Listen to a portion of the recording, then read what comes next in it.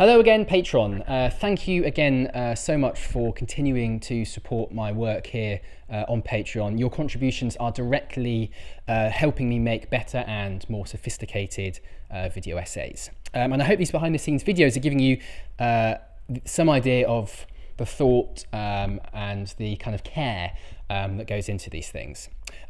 Without further ado, it is still raining outside, so let's crack straight on to the next video essay. This is number 4.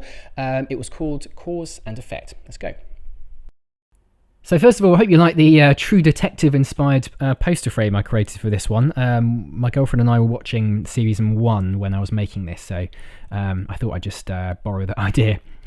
Before we start, actually, I should say that this story has quite a unique narrative structure to it, inspired, of all things, by Wes Anderson's film Grand Budapest Hotel, which came out in early 2014, I think.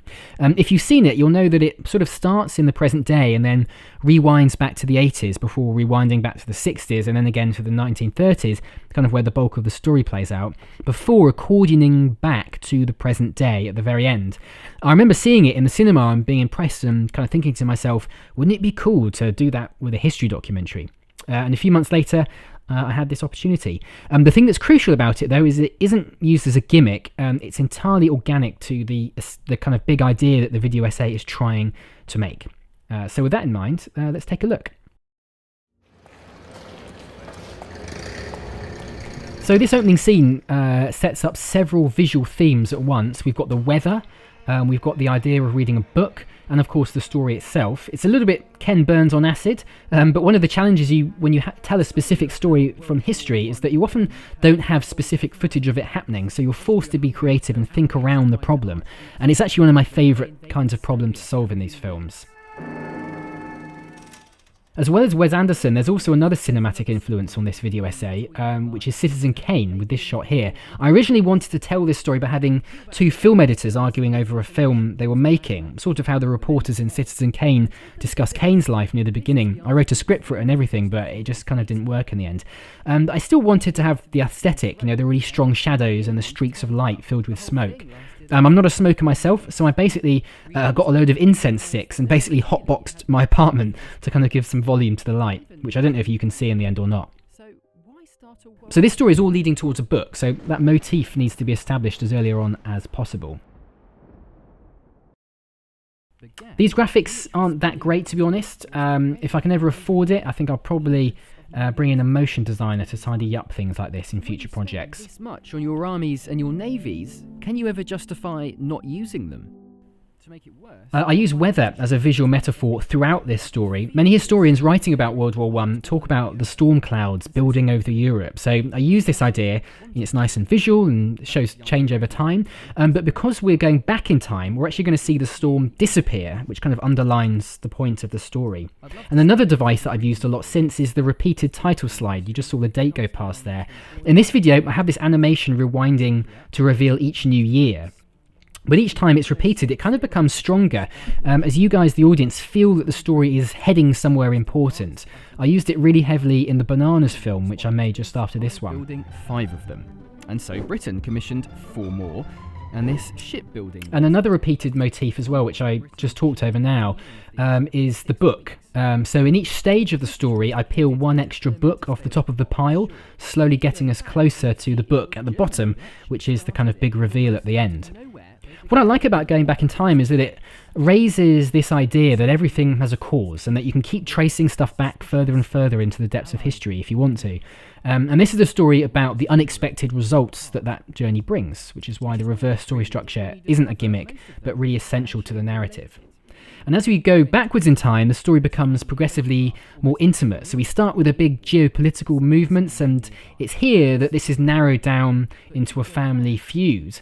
And then it becomes just about one man. This was how Kaiser Wilhelm II wanted the world to see him. And this is the old hanging picture device again. was how they actually saw him. And so this video is actually criticised by a few people on Reddit and stuff, World War I nerds mostly, for being inaccurate. They said it's unrealistic to blame a world war on one man's kind of insecurities. But that isn't what this film is saying. It's not a comprehensive study of the causes of World War I. It's interesting that people assume that it was. All it's doing is just highlighting one, usually ignored angle. And I think it's worth looking at how the insecurities and the hang-ups of the powerful can have big consequences. So I kind of stand by the decision still, even if some people didn't like it. And then Wilhelm made a plan. He would get his respect one way or another. All the long years of my here I've, without a picture frame, I've just kind of blurred his portrait into a background. It's quite nice having the text appear over the top. It's not an original idea, but it works quite nicely here. They will be more respectful.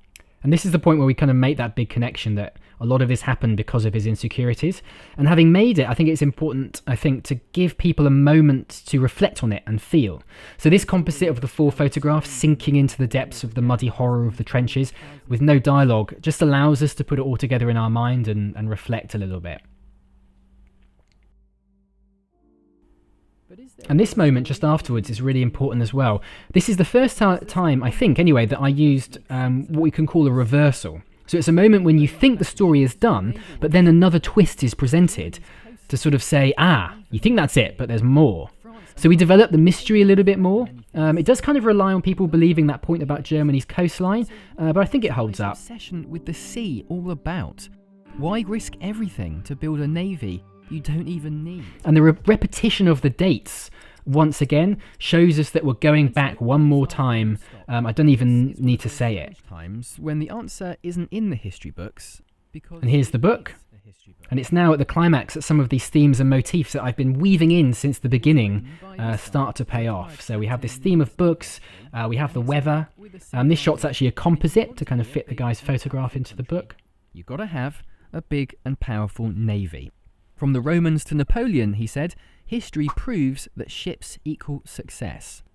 Mayenn's idea struck a chord all over the world, from Russia to Japan. But one person... Yeah, I think you can see some of the smoke there in the top of the lamp. I think that sort of works.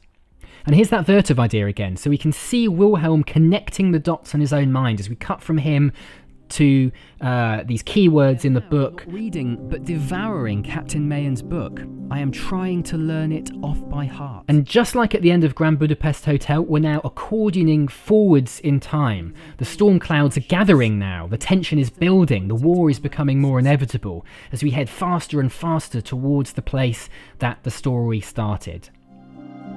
It's funny, isn't it, how sometimes our ideas... And there's a little bit of space here for the script to make a slightly more philosophical point, which is quite nice. And it's all building towards the assassination that we saw at the very beginning. Just want something, anything to break the heat. I actually chose not to show it again here. I figured many people have already worked out where it's leading to by this point, and so the sound effects will have sufficed. And the sound of the rain too there, which is very subtle, tells us that the storm has broken and that war has begun.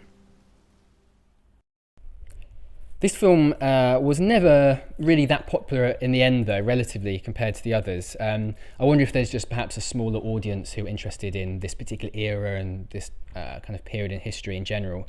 But the important thing for me, regardless of how the film does in the outside world, is that for me personally, I feel that my storytelling skills improved a lot on this project. And all of the stuff that I learned making it led into the 5th film, which is also, I think, one of the best ones that I made. It's called Bananas, Sardines and Sharks, and I'll take you behind the scenes of that one in the next video.